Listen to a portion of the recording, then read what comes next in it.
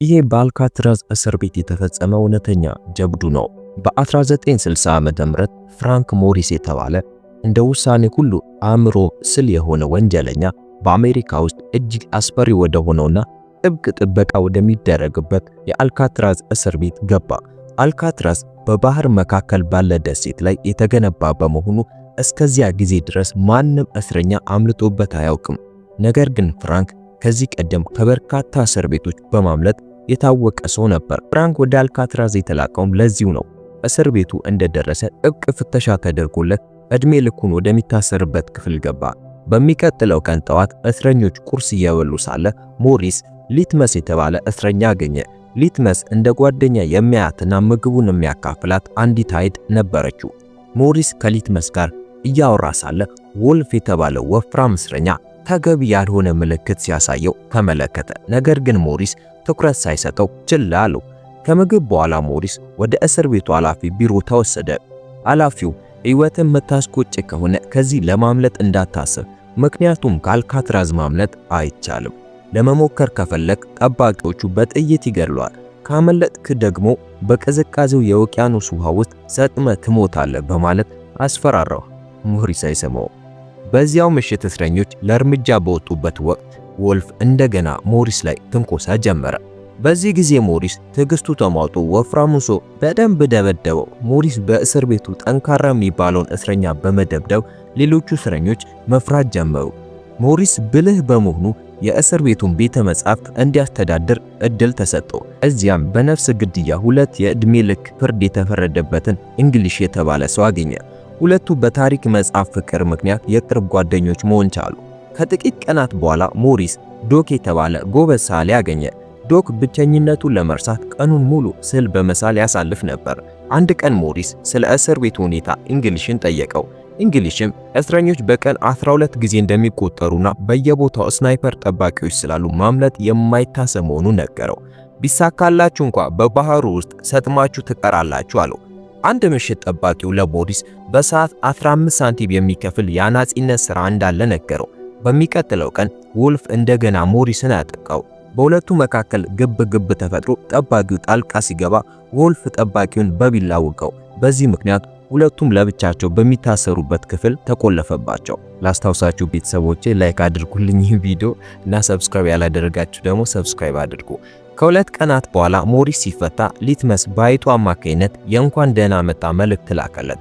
ቻርሊ የተባለ አዲስ እስረኛም ከጎኑ ክፍል ገባ። አንድ ቀን የእስር ቤቱ ኃላፊ የዶክን ክፍል ሲፈትሽ ዶክ የሳሎን የኃላፊው ምስል አየ። ኃላፊው የራሱን ስዕል ስላልወደደው የዶክን ስዕል የመሳል መብት ሰረዘበት። ይህ ውሳኔ በስዕል ብቻ የጽናና የነበረውን የዶክን ልብ ሰበረው። በሚቀጥለው ቀን ዶክ በብስጭት የገዛ ራሱን 3 ጣቶች በመጥረቢያ ቆረጠ። ሞሪስ ይህን ሲያይ በጣም አዘነ።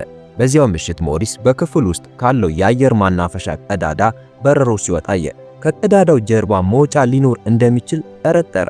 በሚቀጥለው ቀን በምሳ ሰዓት ጆን እና ክላረንስ የተባሉ ወንድማማቾችን አገኘ። እነዚህን ሰዎች ቀደም ሲል በአትላንታ እስር ቤት ያውቃቸው ነበር። ስለ ማምለጥ ማውራት ሲጀምሩ የማምለጥ ሐሳቡ በሞሪስ አእምሮ ውስጥ ለመጀመሪያ ጊዜ ተቀረጸ። ሞሪስ ከኃላፊው ጠረጴዛ ላይ በሰረቀውና በመጽሐፍ ቅዱስ ውስጥ በደበቀው የጥፍር መቁረጫ ግድግዳው መቆፈር ጀመረ። ግድግዳው በአሮጌነቱ ምክንያት የኖራው ክፍል በቀላሉ ይላጥለት ነበር። በሌላ በኩል የቻርሊ ሚስት ልትጠይቀው መታ እናቱ ልትሞት ጥቂት ወራት እንደቀራት ነገረችው። ቻርሊም እናቱን ለማየት ካለው ጉጉት የተነሳ ለሞሪስ ማምለጥ ካሰብክ እኔም አለውበት አለው። ሞሪስ ለጓደኞቹ እቅዱን አብራራ። መጀመሪያ በፓሲፊክ ውቅያኖስ እርጥበት ምክንያት ግድግዳው ስለዛለ የአየር ማናፈሻ ቀዳዳውን ማስፋት፣ ውቅያኖሱን ለመሻገር ከዝናብ ልብስ ጀልባ መስራት፣ ክላረንስ ደግሞ በልብስ ማጠቢያ ክፍል ስለሚሰራ የዝናብ ልብሶችን ሰርቆ እንዲያመጣ ታዘዘ። ሞሪስ እቅዱን ሲያሳርገው በምናመልጥበት ምሽት እነዚህን የዝናብ ልብሶች ተጠቅመን ጀልባ እንሰራለን። ሁሉም በሞሪስ እቅድ ተስማሙና ሊረዱት ወሰኑ። በዚያው ምሽት ሞሪስ ወደ ስራው ተመለሰ። የግድግዳውን ሲሚንቶ መቧጨር ቀጠለ። በዚህ መሃል ቻርሊ ማንም ሰው ሲቀርብ ለሞሪስ ምልክት ለመስጠት በክፍሉ ሆኖ ጥበቃዎችን ይከታተል ነበር። ሞሪስ በሙሉ ኃይሉ ግድግዳውን ይቆፍር ነበር። ነገር ግን ያረጀው የጥፍር መቁረጫ ስራውን በጣም አስቸጋሪ አድርጎበት እጆቹ ክፉኛ ቆሰሉ። የቀጣዩ ቀን ጠዋት ሞሪስ ለጓደኞቹ ስለገጠመው ችግር ሲነግራቸው አንዲት ትንሽ መሳሪያ ብታገኙልኝ ግድግዳውን መቆፈር በጣም ቀላል ይሆንልኝ ነበር አላቸው። ይህንን እያለ ሳለ አይኑ በአንድ ማንኪያ ላይ አረፈ። ማንኪያውን ከጫማው ጋር በማሸት የቆሸሸ እንዲመስል አደረገው። ከዚያም አንድ ፖሊስ ጠርቶ የቆሸሸውን ማንኪያ አሳየውና በአዲስ እንዲቀይር ጠየቀው። የሞሪስን ጥያቄ ተቀበለ። ሞሪስና ጆን ማንኪያውን ለመቀየር ሄዱ። ጆን ፖሊሱን በወሬ ሲያዘናጋው ሞሪስ አጋጣሚውን ተጠቅሞ አንድ ብቻ ሳይሆን 2 ማንኪያዎችን ኪሱ ውስጥ ከተተ። ከዚያም ወደ ሊትመስ ሄዶ 1 ሳንቲም ተበደረ። በዚያ ምሽት ሞሪስ በክፍሉ ውስጥ ትንሽ እሳት አቀጣጥሎ ማንኪያውን በማቅለጥ ከጥፍር መቁረጫ ጋር አጣበቀው። በዚያ በአዲሱ መሳሪያ ግድግዳውን መቆፈሩን ቀጠለ። በዚህ ጊዜ መሳሪያው በትክክል ሰራለት። ሞሪስ በመቆፈር ተጠምዶ ሳለ አንድ ጠባቂ ወደ ክፍሉ በጣም ተጠጋ።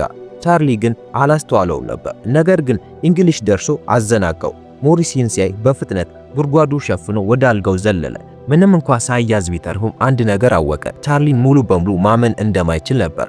በሚቀጥሉት ጥቂት ቀናት ተከታታይ ቁፋሮ ካደረገ በኋላ የአየር ማናፈሻ ግሪሉ አሮጌ ቢሆንም እሱን ለማውጣት የተለየ መሳሪያ እንደሚያስፈልገው ተረዳ። በዚህ መሃል ወደ እስር ቤቱ ግቢ በወጣ ቁጥር ከቁፋሩ የወጣውን አፈር ኪሱ ውስጥ እየሞላ በድብቅ መሬት ላይ ይበትነው ነበር። በእስር ቤቱ የሥራ ክፍል ውስጥ እየሰራ ሳለ ሞሪስ ግሪሉን መቁረጥ የሚችል ልዩ መሳሪያ ሰራ። ጥርጣሬን ለማስወገድ አንድ ተራ የብረት ቁራጭ በእጁ ይዞ ነበር።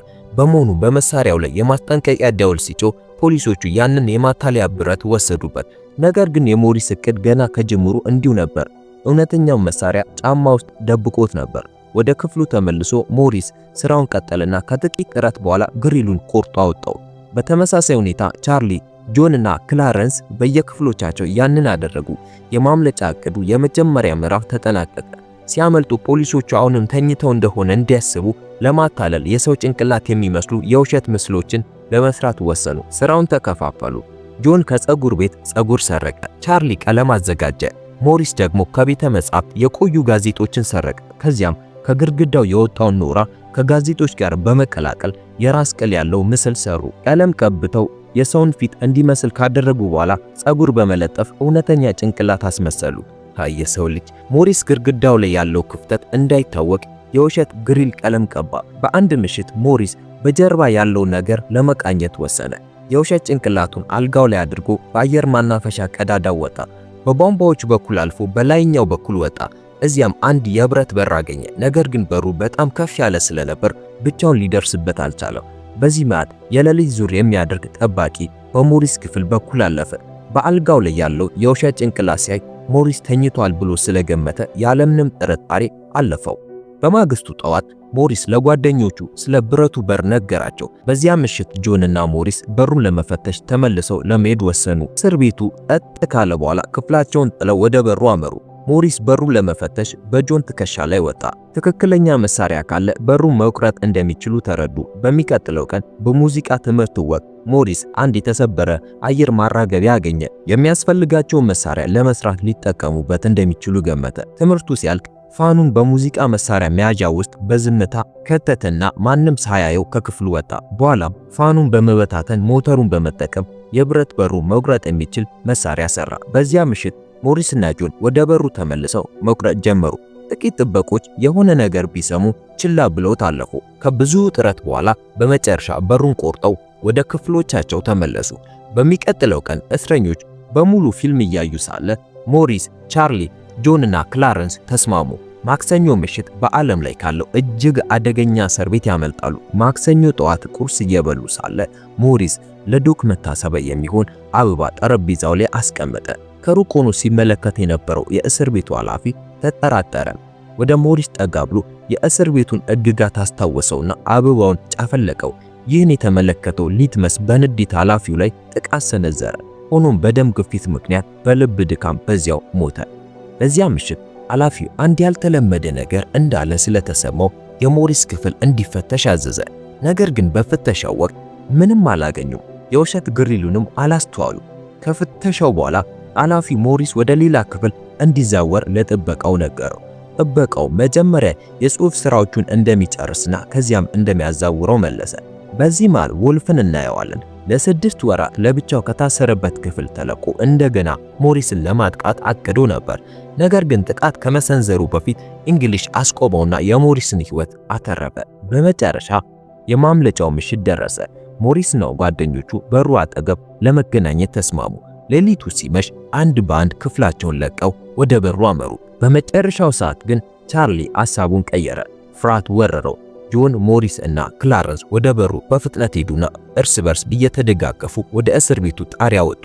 ቻርሊ በመጨረሻ ድፍረት አግኝቶ ክፍሉን ለቆ ወጣ። ነገር ግን በሩ ላይ ሲደርስ ብቻውን ማለፍ አልቻለም። ያገኘው ብቸኛ የነጻነት እድል አመለጠው። በዚህ መሃል ሞሪስና ሁለቱ ጓደኞቹ የፍለጋ መብራቶችን እየተጠነቀቁ ወደ እስር ቤቱ የኋላ ግቢ አመሩ። ትልቁን በር ተሻገሩ። በመጨረሻ በዓለም ላይ ካለው እጅግ አደገኛ እስር ቤት አመለጡ። ውቅያኖሱ አጠገብ ሲደርሱ በሰረቋቸው የዝናብ ልብሶች ጊዜያዊ ጀልባ ሰሩ። ከብዙ ጥረት በኋላ በመጨረሻ ጀልባዋን ሰርቶ አጠናቀቁ። በመጨረሻም ሶስቱ ሰዎች አልካትራዝ ተብሎ ከሚጠራው ሲኦል አመለጡ። በማግስቱ ጠዋት ጠባቂዎቹ ብርድ ልብሱን ከአልጋቸው ላይ ሲያነሱ ያዘጋጇቸውን የውሸት ጭንቅላቶች በማየታቸው ደንዝዘው ቀሩ። ማመን አልቻሉ። በእስር ቤቱ ውስጥ በሙሉ የማስጠንቀቂያ ደውሎች ተሰሙ። እስረኞቹን የመፈለግ ዘመቻ ተጀመረ። ዜናው በሀገሪቱ በሙሉ ተሰራጨ። ብዙም ሳይቆይ የአየር ኃይልና የባህር ኃይል ፍለጋውን ተቀላቀለ። ነገር ግን ስለ ጆን፣ ሞሪስ ወይም ክላረንስ ምንም አይነት ፍንጭ አልተገኘም። የዝናብ ልብሱ ቅሪቶችና የወንዶቹ የግል ዕቃዎች በባህሩ ላይ ተንሳፈው ተገኙ። በኋላም ኃላፊው እስረኞቹ እንዳያመልጡ ባለመከላከሉ ለበላዮቹ ማብራሪያ እንዲሰጥ ወደ ዋሽንግተን ተጠራ። በአንድ ድንጋይ ላይ ኃላፊው አበባ አገኘ። ረዳቱ ይህ አበባ በእስር ቤት ደሴት ላይ እንደማይበቅል ጠቆመው። ይህ ማለት ሞሪስና ሁለቱ ጓደኞቹ በዓለም ላይ እጅግ ጥብቅ ጥበቃ ከሚደረግበት የአልካትራዝ እስር ቤት በተሳካ ሁኔታ አምልጠዋል ማለት ነው። የታሪኩ ማጠቃለያ እንደሚገልጸው የተሰወሩት እስረኞች መቼም አልተገኙም። እስር ቤቱም ከዚህ ክስተት በኋላ ከአንድ ዓመት ባነሰ ጊዜ ውስጥ እንደ እስር ቤት ማገልገሉን አቁሞ ተዘጋ። ታሪኩን ከወደዳችሁት ላይክ አድርጉ። በየቀኑ በአዲስ ፊልም እንገናኝ።